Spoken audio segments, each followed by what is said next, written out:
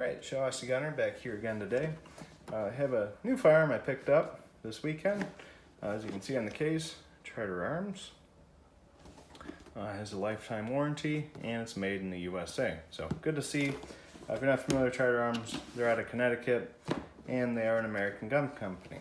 Now they predominantly make revolvers. So as you can see, leads me to my next thing. I have the 357 Mag Pug. Real quick, I'm just going to kind of show, what else comes in the box.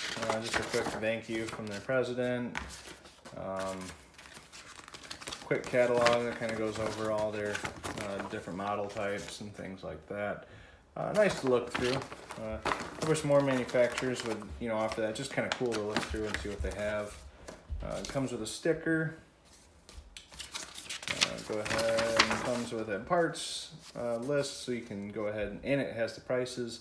So if you need to buy replacement parts, which is kind of nice because a lot of manufacturers don't offer this, and it's actually hard to get parts for unless you're a dealer. So that's kind of nice. As well as it has a pretty good schematic here in the back for disassembly purposes, or if you break something, you can match up the parts number and get what you need. Other than that, pretty rudimentary manual, just kind of general disassembly, your legal mumbo jumbo, and stuff like that. So, got that stuff out of the way. So now I'll get into the revolver itself. Okay. So real quick, I'll go ahead and talk about some of the specifications of it, and go through a couple other things about it. So the barrel is a 2.2 inch barrel. So this obviously is a snub nose 357. A lot of bark, a lot of bite. They do add some porting. I have a limited time shooting this, but from what I've shot so far, it's hard to really say how much the porting is really helping. Being a snubby like this, it's gonna blast anyways. So not really sure, haven't really formed a consensus on it yet, whether or not, this is really doing much with the porting, or if it's gonna actually hinder you by adding a bunch of muzzle flash. Something I'll test in the future. But we'll see. So beyond that, the frame itself is all stainless steel. This grip frame, or this frame here, the grip frame itself, I don't know, you can kind of tell it's a different color. This is aluminum, coming down here on the trigger guard, and connecting back here. So the whole tang is an aluminum frame. So it really cuts down on some of the weight. So it weighs 23 ounces, which is decently light for a 357 mag, especially being mostly steel. So just something to note. The grip is a decent full-size grip. You can get 3 fingers on it. I got pretty big hands. I got no problem getting a good wrap on it. Really slender, thin to go ahead and, as far as concealed carry, which that's my intention of using this revolver for, being a slender grip like this, I think it really lends itself well to holding tight to your body. You can, if you go on Charter Arms website, find different grips. They have some 2-finger grips if you want to get a little tighter, as well as some wood grip options and stuff like that. So really, there is some customization options out there for this, but mainly it's just offered through what Charter Arms has. Probably the biggest glaring feature there, specification-wise, is it is a 5-shot 357 Magnum. Also shoots obviously 38 specials, but I mean, it's it's decently thin, and that's what its intended purpose is. So moving on. Okay, sights. As you can see, it's got kind of a basic rudimentary gutter sight. It's at least they took the initiative to kind of mill out the back here. Kind of gives you I know it's the same color, but with how it shades out, it kind of gives you a more darkened look, where the front sight is quite a bit brighter. But a decent sight picture for self-defense purposes anyways. And it's just, like I said, it's just a gutter. It's machined out, and some serrations on the front there, but Yeah, so pretty basic sights. Moving on. So some of the big pros I'll say about this. So this Charter Arms, they make a one-piece frame. I guess it's really not one piece because they have this aluminum piece down here to lighten it. But as far as in terms of, you know, there's no side plate. So a lot of manufacturers, Taurus, Smith & Wesson, they use a side plate over here that you take off to get to the internal locking mechanism. Ruger, a little bit different. They tend to follow the same type of design. They say it makes it stronger. I tend to believe them to a degree, but that being said, I have some 44 mags, you know, with the two-piece design, and it's really not a problem. And that being said, you know, typically those ones don't have an aluminum frame down here. So whether that's actually a big difference or not in terms of strength, I can't tell you that, but I don't think it'd hurt.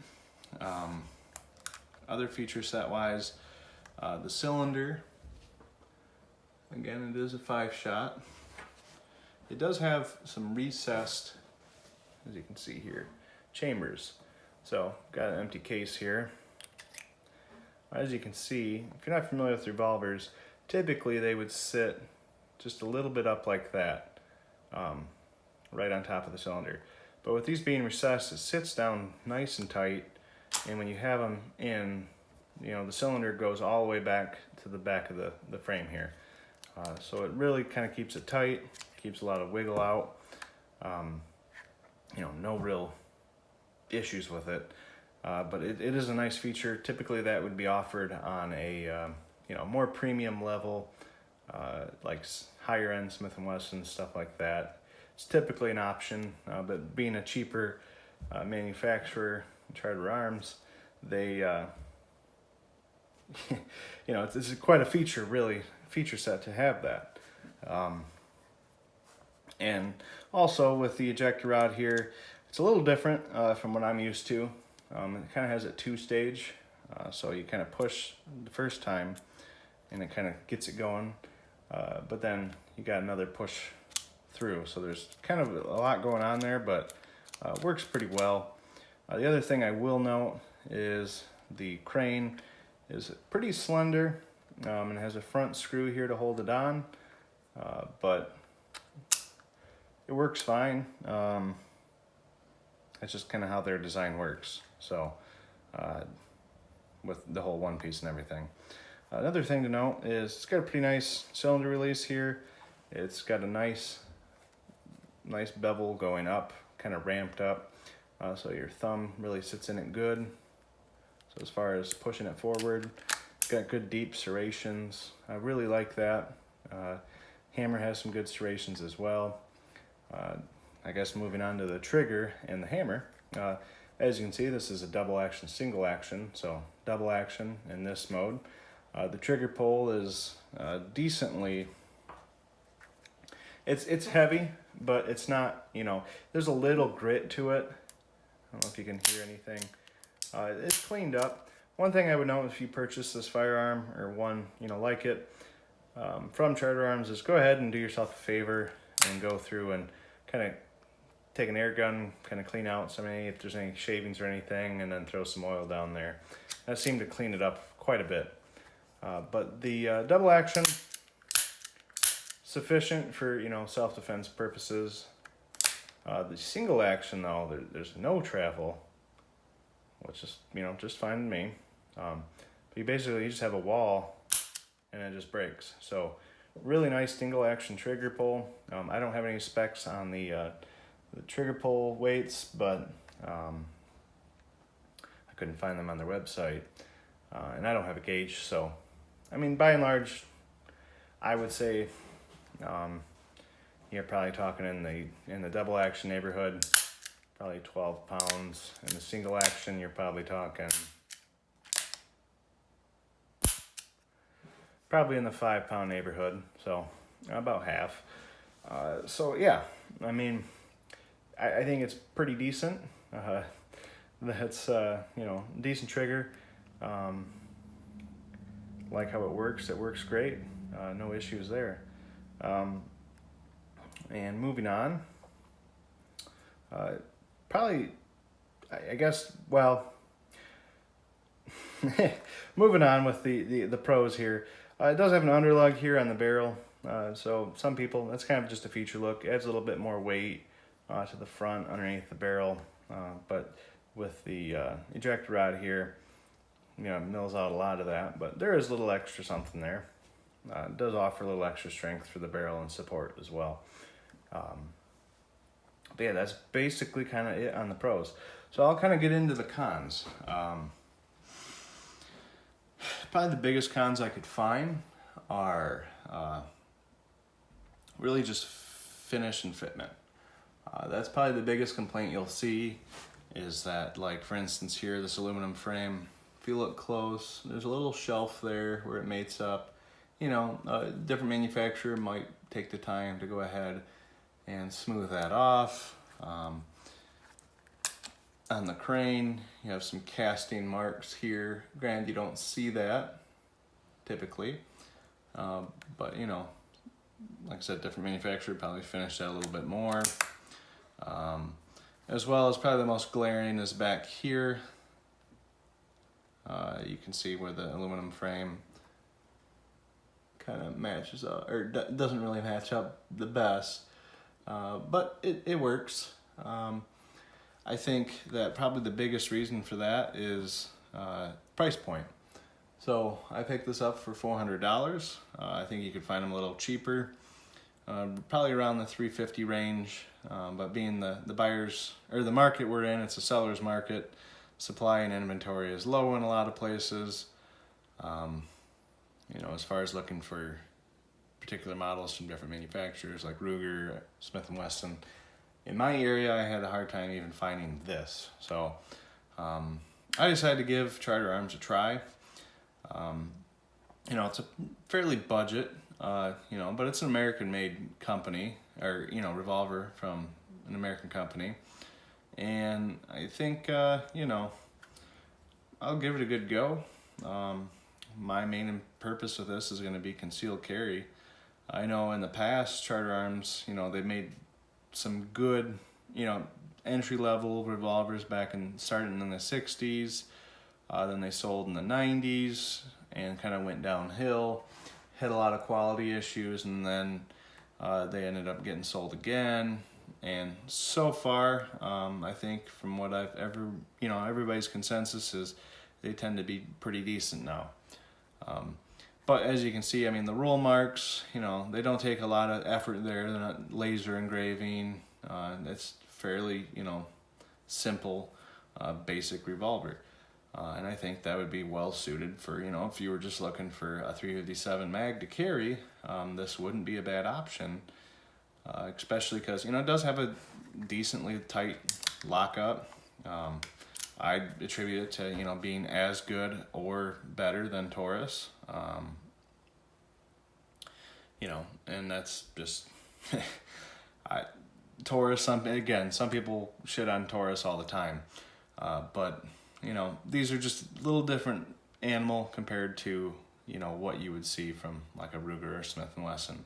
But for a concealed carry, you go ahead, you throw this into a holster. You don't really need to worry about, using and abusing it. That's always, some people be worried about, getting an $800 revolver and slamming it in there and having, scratches and stuff like that. But this is a very utility revolver that's going to probably, hold up to what you throw at it. Like I said, I'll do some testing with the porting as far as muzzle blast in the future, as well as do any updates in the future about any kind of longevity issues if I run across anything. But so far, I've shot, probably close to 50 or so rounds through it, just to kind of get a good feel for it. Carried it to the store a couple times this weekend, just trying to, get a good feel for it. Fits very comfortable in a holster, and it shot great. I'll be sure to give some updates soon. But like I said, this is going to be my new carry gun, and it'll probably get the most use out of all my guns right now. safe for any kind of hunting purposes coming up here for deer season. But yeah, so alrighty. Well, thanks for watching. Let me know what you guys think. You know, what do you think of Charter Arms? I think it's kind of cool to have, you know, an American company. Different. I like revolvers, so if you're not a revolver guy, then you might not care about them. But I like having different types. Kind of collecting different types, different manufacturers, seeing what they do different. A lot of people say revolvers look the same, but yeah, like this one's got a lot different than anything I've seen on other revolvers before. So something to note. So alrighty. Well, thanks for watching, and be sure to comment, and we'll see what happens soon.